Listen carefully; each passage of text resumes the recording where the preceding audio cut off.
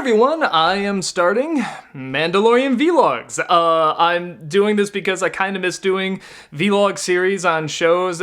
I've stopped doing a lot of them because they just take up a lot of time. A lot of the shows I do have a lot of episodes. But the nice thing about The Mandalorian is that, it comes out once a week. There's usually, 9 episodes, something like that. And they're usually anywhere between like a half hour to 40 minutes. So it's like, I can do that, and I can watch it with you guys, too, which I really, really like. So I can kind of get the reactions from everyone while I'm also kind of reacting to it. So that's really, really nice. So I'm just going to do it for Season 2, and if you want to know my thoughts on Season 1, I like it. I don't have a ton to say about it, or if you want to see what I think about it, go ahead and watch my Disney-cember review of it, because there's really not much that I dislike about it. I think the only thing I didn't like is when they showed his face in Season 1. I think they should have saved that. And they didn't do the actor any favors because he's like dying and stuff, and he's like bleeding, and he's in a fire, and it's like, he did not look that great, but like that's a good looking dude, so I feel like that really didn't do him any favors. But still great actor. Everybody in the show is great. There's really nothing I disliked about it. So I'm really, really excited to start Season 2 with everybody here. I'm just gonna do it as they come out because I usually watch it in the morning, and I can give my thoughts immediately after, so that's really, really nice.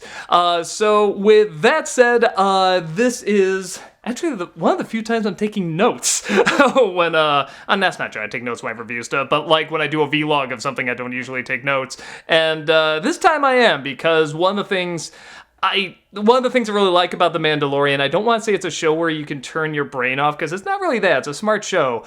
But it's one of those that's kind of using these old, sort of classic tropes and tricks of like, particularly in like classic Westerns, that's kind of like the main, I mean, it's always kind of been in Star Wars, but this one, I feel like it's especially kind of that, or a lot of old like folklores about the warrior, or the person with no name, stuff like that. So because of that, I don't usually remember the details that well. I just sort of remember the overall feeling of it. And one of the nice things about The Mandalorian as well is that you have these stories that are very, there's a lot of side quests to them. And usually there's a little bit of a lesson learned, but not like Saturday morning lesson, you know what I mean? Like there's something really legit to it. So, but it's not like too heavy a psychological dive, which is great. That's what I want. I want more show don't tell, and I think that's what this show is very, very good at. So with that said, I did take notes on this. This is the Marshal, and I guess the Cliff Note version real fast, if you're just like, well, what the hell does he think off the bat? I liked it. But I have some notes. Literal notes. But overall I did like it, but there is some stuff really stood out, other stuff I'm a little worried about, but we'll get to it here. So I'll just go in order. It probably goes without saying, there's going to be spoilers in this. I mean, if you're watching a vlog show about a show, I mean, I feel like you must have seen it. It's not like a movie where it's like, well, does it make sense to go see it? Don't give away a spoiler. I mean, this is a show. I mean, it's not very hard to watch. A lot of people have Disney Plus, so just all of these are going to have spoilers, and Season 1 spoilers as well, so I mean, just keep that in mind. I'm assuming you've seen Season 1, and you've seen this episode. With that said, I was a little worried when this episode started off, because the place he goes to, there's kind of this fight going on, that this kind of, and not really boxing, but definitely some sort of fight going on where people are watching and gambling and cheering and stuff like that, and my first major fear was that it didn't look alien enough. It didn't even look Star Wars to me. Like, you have some Star Wars aliens in there. There's the pig people. It's like cool, and some of the aliens there and stuff. But the actual place, that just looks like a place you'd see on Earth, just with alien graffiti instead of, human graffiti. And that really concerned me. The only thing I thought was kind of cool was kind of the red-eyed, monsters watching there. And poor John Leguizamo, can he ever not be in makeup? He's the guy early on who's saying, "Are you a gambling man?" and stuff. From what I understand, it says he was like one of the first people to show up, and I'm just like, I don't know who else he would play. Unless maybe he's just doing the voice. That could very well be.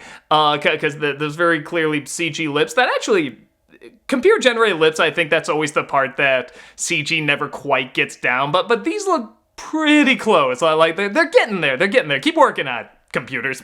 Keep working on it. Everything about it, they had the little flags hanging and stuff like that. And what I like about Star Wars is that it looks familiar, but it's still clearly alien. And this didn't look like that. This just looked like a place you would find on Earth with aliens. Like aliens just inhabited a place. But then, as the story goes on, he goes to Tatooine. That's a place we're familiar with. And again, I was a little concerned because I'm like, oh, we're going to be retreading too much, and not quite. So the first thing that happens is he's looking for other Mandalorians, and he comes across someone wearing the Boba Fett armor. And again, I'm like, oh no. But you know right away it's not him. It's actually kind of humorous how much it doesn't fit him.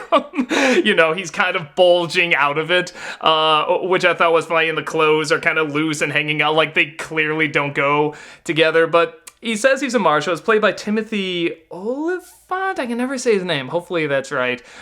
Who's always a fun guy. He always turns in really fun performances. I actually could have used even a little more humor from him, but I thought he was fine in this. And they pretty much make a deal that he'll hand over the armor because the armor is very sacred and should be given to, you know, the proper people or whatever Mandalorians do with their armor. Or do they turn into gold and other armor? I can't remember. But anyway, so he pretty much says, I'll hand over the armor if you can help me destroy this sandworm, which I'm really sick of sandworms too. Like I said, I had a lot of concerns about this episode. I just feel like every sci-fi movie that has a desert, there has to be a giant sandworm now. But it's like, all right, the story quickly you recognize if you've, again, sort of seen any... westerns or even like kind of classic samurai stories or anything like that, where you have a town that's down on its luck. You know, this giant sandworm is eating, you know, a lot of their stuff. But then you also have the sand people, and the sand people are not just bad guys in this. And this isn't the first time they've done that. They did this in Attack of the Clones. You actually saw like sand kids, but not for long. So I like they kind of kept riding that idea. Like, okay, let's not just have them as bad people. Let's kind of see what their culture is like, what these people are like a little bit, but not to a point where, like, it's been done to death, especially with Disney, where, you know, it's like, you know, that they're all good and they're the bad people, or no, they're not bad, they're just don't quite see eye to eye, but look at there's no kids in this, that's what I'm saying. There's no little sand children going, oh, we just want to be loved, or, you know, in the town, there's no little kids saying, but I thought they were the enemy, and I'm glad they didn't do that, because I'm seeing way too much of that from Disney right now, but this is a classic, for lack of a better way of putting it, cowboys and Indians story. You've seen this in westerns before. It's these two different cultures that, you know, kind of live together, but they kind of don't get along either, and they're kind of, you know, stealing from each other and honing in on each other and everything. But they have to work together to defeat a common enemy. This is a very, very classic story. But again, it doesn't... Like I said, especially with Disney now, I think it would be so easy for them to hammer this too much. But they don't. They do just the right amount. They have one or two of them not get along. You know, one like drops something. It's like, what do you want to do? You want to blow us up? And they start arguing. And it's like, you know, okay, just calm down. We're working together. And then they keep going. And it's like they keep it focused, which is really nice. You know, that this is not an episode where it's like we need to have all these great big speeches about it. It's not, was it The Great Divide from Avatar? Was that The Great Divide? I can't remember the name of it, but everybody hated it. But anyway, it's not one that overstays its welcome and is too talky. They know to keep the focus on we need to defeat this monster, these two sides, will work out, an alliance, and it seems like a legit alliance, for now. I mean, that's a nice thing. You don't know if it's going to last, but they say they're going to go, defeat this thing. Each has a component, to defeat this creature, and so I think what they do with that is that they try to go and blow this thing up. They try to lure it out, and as soon as they blow this thing up, it's like, no, it's not dead. There has to be another way to destroy it. And the way they destroy it was, I didn't entirely follow. It's something about the Mandalorian going in and dropping off something with another explosion. I'm not sure.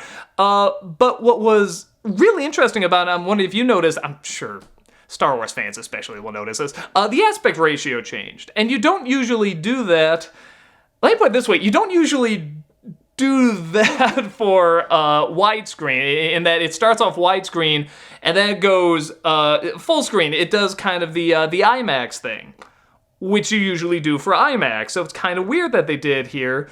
But at the same time, I'm thinking, for a lot of it, I felt it wasn't needed until they show it blow up. And that's something where it's like, wow, they utilized all of the frame for that. And that was really, really cool. But I don't know if it was warranted. That's something I'd love to know your feedback on. Do you think the aspect ratio changing was something where it's like, yeah, like that makes sense? Or is it like, you could have just kept it widescreen, you still could have shot, a lot of it and seen, the majority of it. So, it's kind of a reverse Ben-Hur. In the old days on VHS, it'd be full screen, but then when it gets to the chariot race, it has to go to widescreen because that's the only way you can make sense of what's going on. Where in this one, it's like, you could still make sense of it, and you could still frame it in a way where it'd be very impressive. But maybe they're just like, let's try that. I see this in full screen. Let's try it. So it's like, that's what they did, and it's not bad. I think just to movie geeks like me, it's a hint distracting, but I don't know. It didn't bother me too much. Not as much as another scene coming up here. So, all right. Yeah, the one other thing that kind of two things that kind of got to me. One is that Baby Yoda is kind of becoming the dog reaction shots in kids' movies. Like, you cut to him just when you need something cute, just to remind you he's still here. The big, cute, our mascot is still here. He's the child. He's Baby Yoda.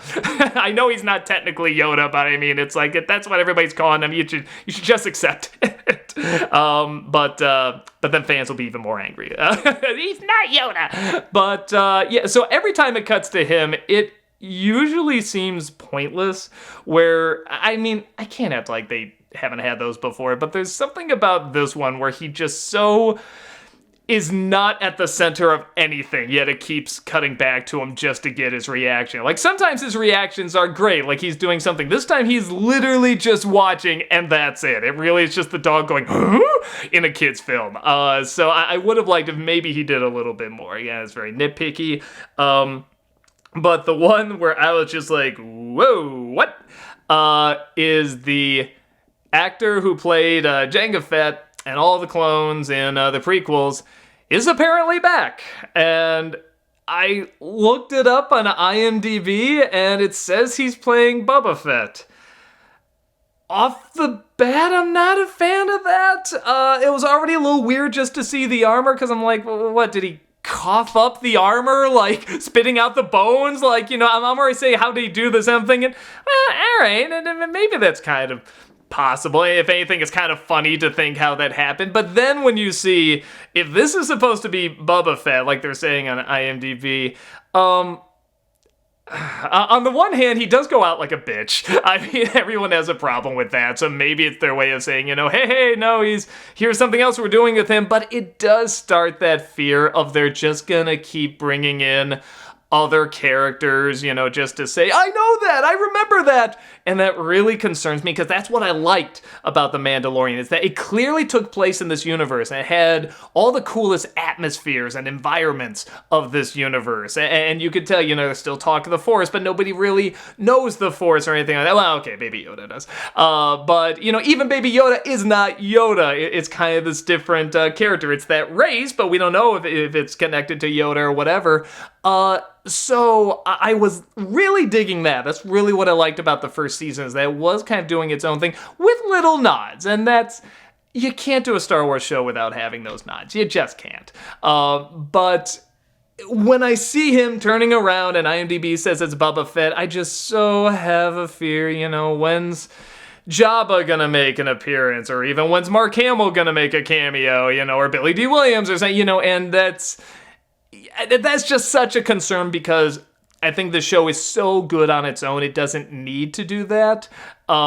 So I want to wait and see what they do with it. I'm curious to see if they're going to really do something cool, or maybe it's just like a Jango Fett clone or something, but IMDb says Boba Fett, but they've been wrong before. So I do have some concern, but I will say if it is Boba Fett, I hope they do something cool with him. And I hope that's kind of the only one, the only callback character that's going to play like a major role or whatever. I want to see this really do its own thing. If anything, Star Wars fans really don't like when you bring in old classic characters and start to change things around, as we've seen with the newer trilogy. But they really like Rogue One, where all the characters did exactly what you think the original characters would do, So I do have some real legit concerns about that, but I want to see what they're gonna do with it. I want to see how they're going to play this out. And with that said, it's nice to have you back, Favreau. Once again, he directed this episode, he wrote it. The first 3 credits are his name. I think he really just wants to make it clear, like, yeah, me, I did Lion King, but I also did this. So, I feel like, whenever Adam Sandler does like a serious movie, that critics love and audiences are like, what was that? I really feel like this is Favreau's, and, The Lion King is like his Hubie Halloween, So, I don't dislike that guy. I think he's put together a really great show. I hope it continues to stay good.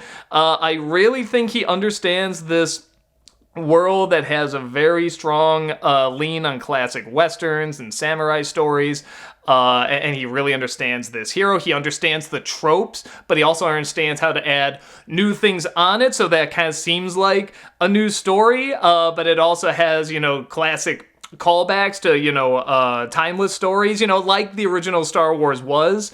So I still like the direction it's going in, and I like, too, that there is a continuing story, but it can also be very episodic. This was definitely a side quest episode, and I don't mind those if they do them well, and I think they do this well. And again, the big thing about it, I think this episode especially showed, is exactly that: show, don't tell. This is not a show that dwells on a lot of dialogue, a lot of talks about the Force and stuff like that. If you want to talk about the Force, that's fine. I love in Revenge of the Sith when the Emperor's talking, giving the backstory during that opera and stuff like that. That's a great scene. I love that scene. But there's a flip side to that. There's people that, do their shit, have a philosophy to follow, and it's few words, and that's just as great. So I love that they're still sticking to that. I hope it continues to stick to that, and it doesn't get too wrapped up in side characters, man. That's my only concern. So, with that said, what did you guys think? Like I said, I just saw it today. Today's Friday when it came out, and my initial reactions. I don't know what the thoughts are now. Are you excited that this could be Boba Fett? Or are you like, no, don't do that, stick to your own thing? Or are you really, really, Are you cool to see where it's gonna go? I really like to know your thoughts on this. And what do you think the aspect ratios too? Did you think that worked, or did you even notice, or are you like, nah, that was a little weird, that was a little distracting, or did you think it made it seem even more big and epic? Yeah, give me your thoughts. I'd love to know what you think about it, and I will see you next time. Take care.